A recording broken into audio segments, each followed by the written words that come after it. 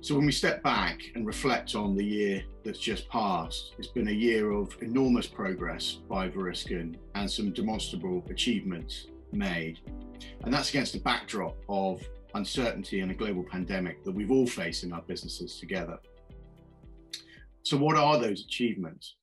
Unquestionably, a transformational drilling program earlier in the year really elevated the company and showed the high quality nature of the San Jose mine. That's been followed up by further exploration success with additional step out targets being delineated from structural mapping of the San Jose mine, and also field work stepping out away from the San Jose mine, increasing the scale potential of the project.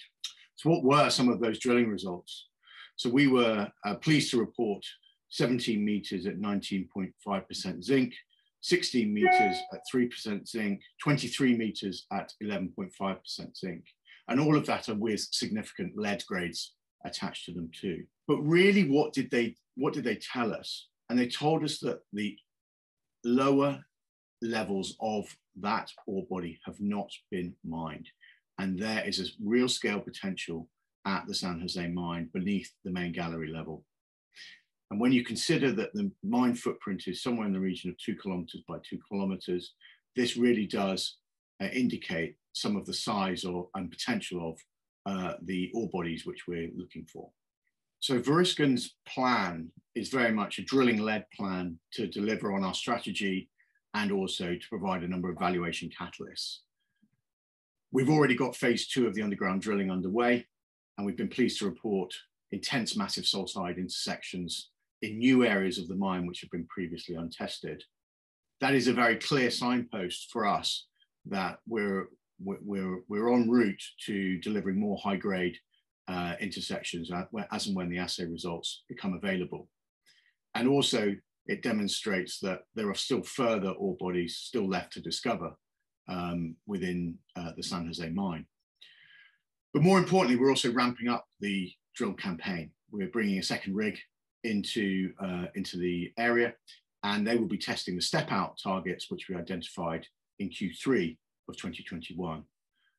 And further, the drilling will be increased with the anticipated surface drilling campaign over the Buena Ora surface targets, which really does bring the scale, and then we'll be testing fully along the 9-kilometer strike of the Novales trend.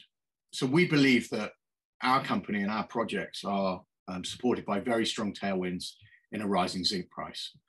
And our views on the outlook for the zinc are very positive. We've seen supply particularly be constrained, notably by high energy prices in Europe.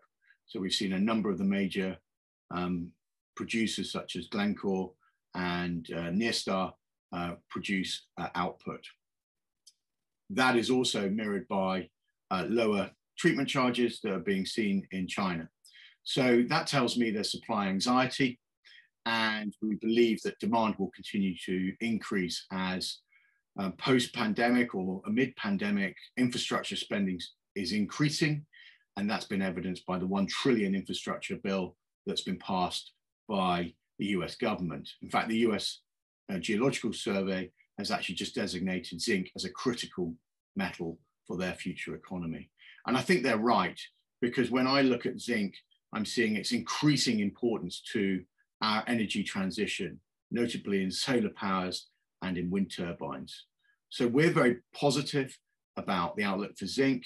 We believe it's essential, critical metal for the transition which we all go through together. So when I look at the progress that we've been making so far this year and will continue to make, none of that is possible without people. High quality people make our projects happen. And we've been really pleased to increase the size and quality of our fully Spanish resident team in Spain. And we've also been pleased to invest further in at the holding company level as well. And we've been delighted to welcome Nick Farr-Jones as a board director earlier this year. And he brings an enormous amount of industry experience to the company as we continue to develop. But further, we've been really pleased to attract 2 very senior technical advisors, which actually now takes the headcount of PhDs to about 7 in the company.